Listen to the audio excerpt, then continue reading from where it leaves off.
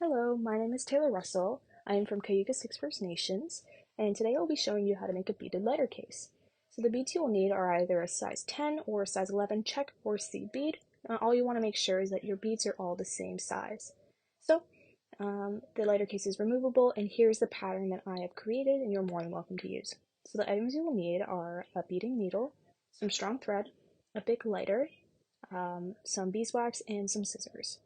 So first off, what you want to do is you want to grab your thread, but a decent amount, but not too much because you don't want your thread to get tangled, and you're going to run 2 or 3 passes of beeswax across the whole thread.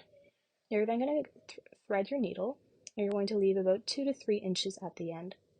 So here we're following this pattern, and we're going to start with gray, then red, then gray, then red, then gray, then red, all the way until we have 20 beads on our needle.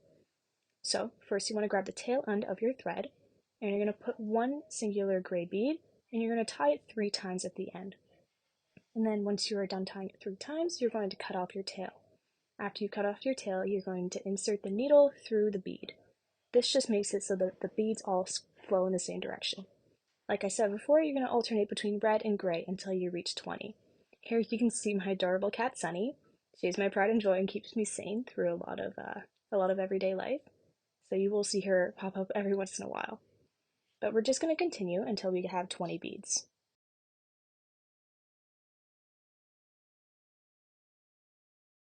Once you have completed your 20 beads, you are then going to grab your thread and push it in the same direction as all the other beads, and you're going to go through the very first gray bead we made.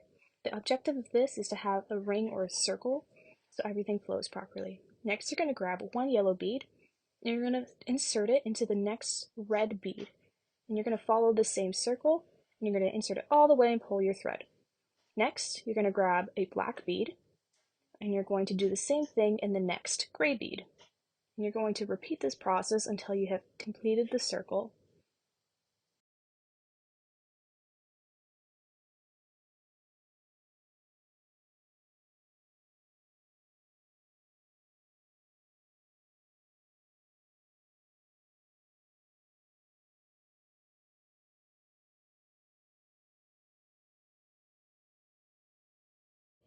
So once you reach the end, you're going to grab a black bead, and you're going to insert that black bead into the gray bead and the yellow bead. So 2 beads going on an angle, and you're going to pull all the way through.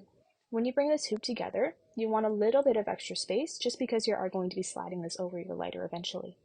So we're going to start doing the next row. So you're going to start with one white bead, and you're going to insert it into the top of the black bead, the next black bead in the row, and then you're going to grab another gray bead, and you're going to insert this gray bead into the next yellow bead. And then after this, you're going to grab another white bead and insert it into the next following black bead. Then once again, you're just going to continue with another gray bead into the top of the yellow until you complete the circle.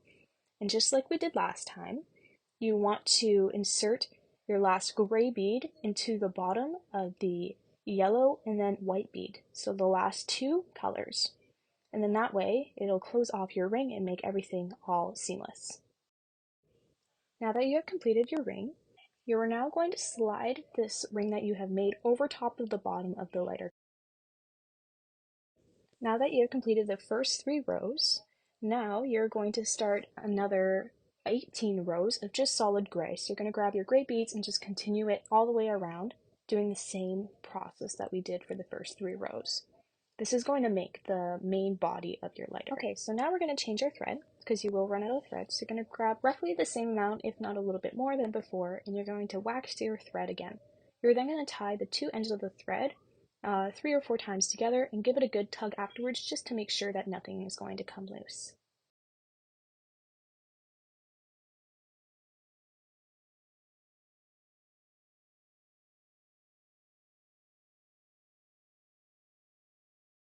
Okay, now we're going to make the pattern of the medicine wheel.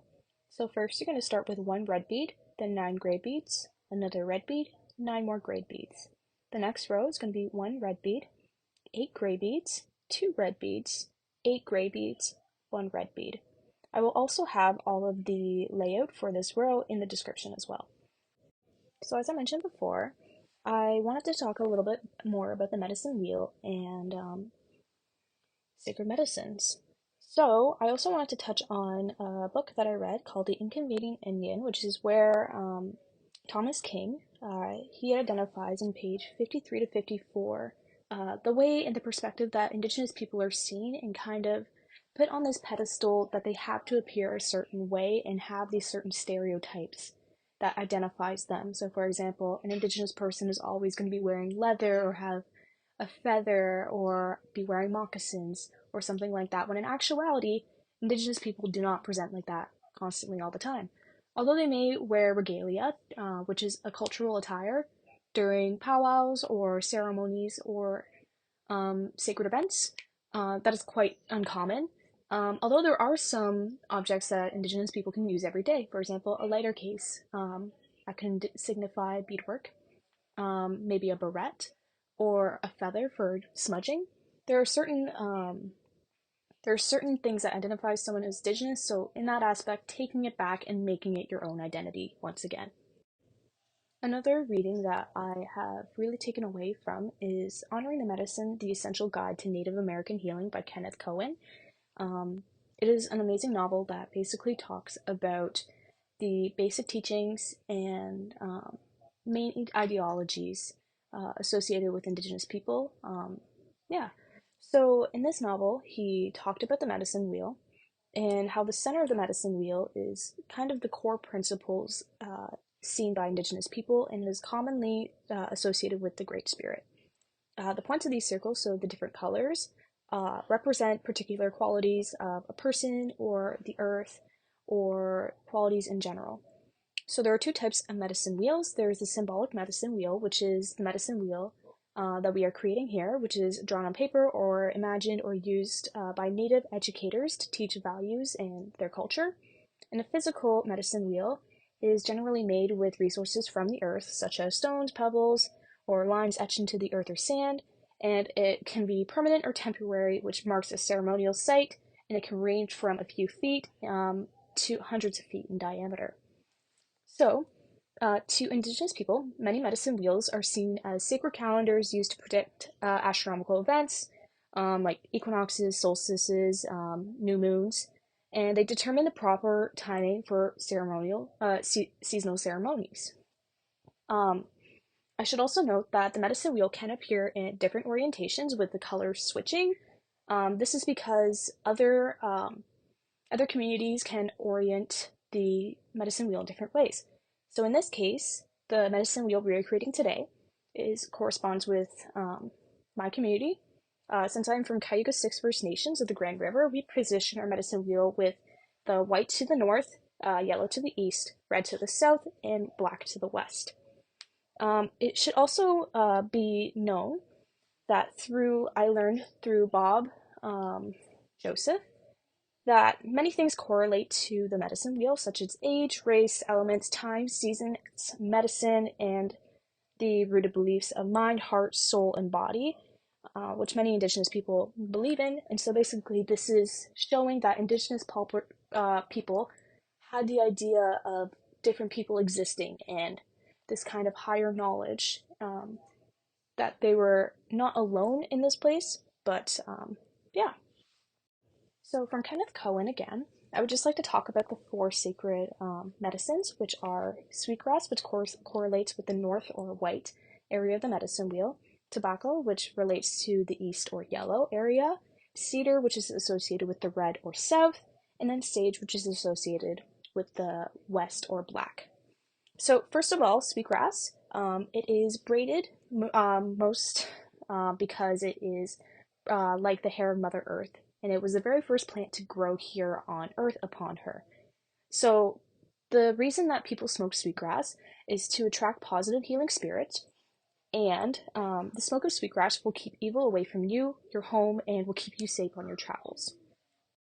Okay, so now that we have finished our medicine wheel, we are now going to continue and do 18 more rows of gray.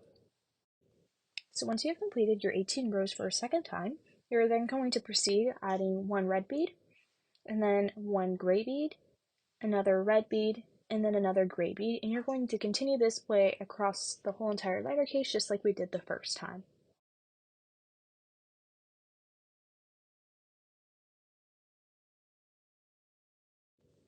Then we're going to grab another black bead on the next row, and then we're going to grab another yellow bead, then another black bead, and then another yellow bead, and proceed the same way we did the very first time around the whole lighter again.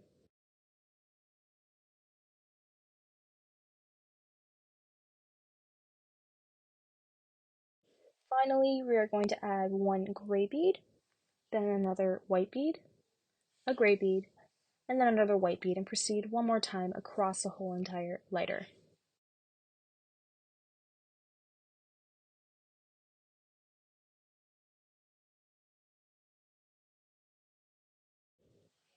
After this row, we are on our final row, and we are just going to do one solid row of gray again. So now that we've finished that final row, now we're going to insert our needle into the bottom and then the top bead, and then the next bottom and top bead, and you're going to continue this all the way across the top of the lighter until you get to the very first bead you started at. Then you're going to go on an angle all the way through the entire lighter case just so your thread gets to the bottom. Then you're going to repeat what you did at the very top to the very bottom of the lighter case, starting at the bottom bead to the top bead. Now that you've brought your thread all the way from the top to the bottom, you're now going to position your lighter in the way that you want it to present. So I want both of the medicine wheels to be on the front and the back of the lighter, so I'm going to make sure it is even on both sides. Now that we're onto the base, we're going to continue with gray beads, and we're just going to do one row of solid gray. Now, when we get to the corners, you're going to go one gray bead on one side, for example, the right side, and then on the left side of that corner, you're going to skip it. So you're just going to continue your thread until the next pass of the bead. And then you're going to do that to the opposing side on your lighter.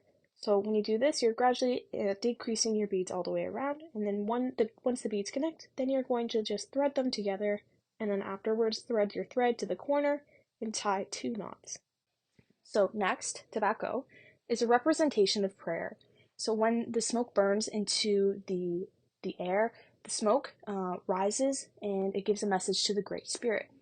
So when you smudge tobacco, it is a source of all knowledge, and it makes thoughts visible and carries them into the spirit world so you can communicate with your ancestors or people who have passed. So cedar itself is used to purify your body of diseases and protect you from evil. Now sage, the last one, is used to purify people and their surroundings, and it helps maintain good health for yourself. It is also used to wrap sacred objects, um, to people to lay them to rest and just kind of surround them in positivity.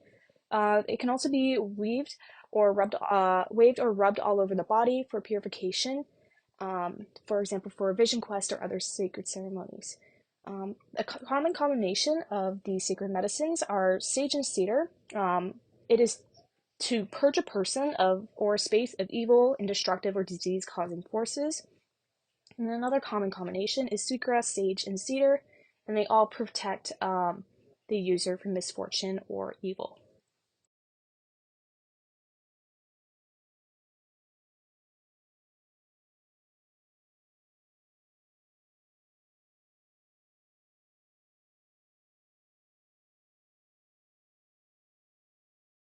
Okay, and so now we are in our lighter case. This takes quite a bit of time, I understand, but I hope you learned something today, and Miawa, thank you, and take care.